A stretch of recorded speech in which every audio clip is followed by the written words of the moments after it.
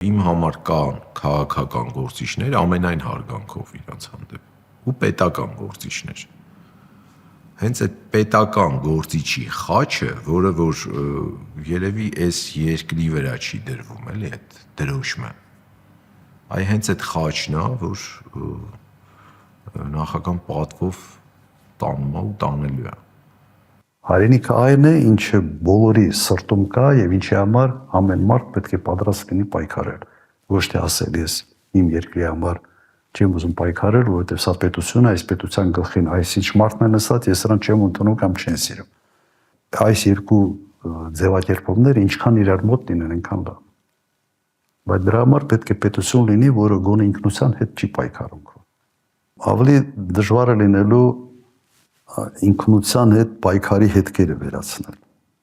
Որտե իմ տպավորությամբ սա այն է, ինչ որոշակի ժամանակ ուզենալու է, որտեղ դպրոցներում սկսում են հայ ժողովրդի պատմությունը այլ կերպ դասավանդել, երբ սկսում են եկեղեցու դեմ պայքարը, եկեղեցու վարկաբեկելու պայքարը, սա որոշակի հետք բնակչության մի մասի մոտ թողելու է եւ այստեղ ասենց որոշումներով չես կարող փոխել, դու ուղղակի պետք է այդ քաղաքականությունը փոխես եւ փոխված քաղաքականությունը ժամանակի մեջ պետք է իր էֆեկտը տա։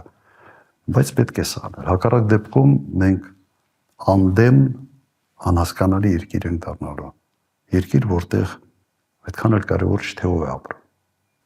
Միշտ քո ներկան հիմնված է անցյալի վրա, քո հայացքդ պետք է ուղղված լինի ապագայի վրա։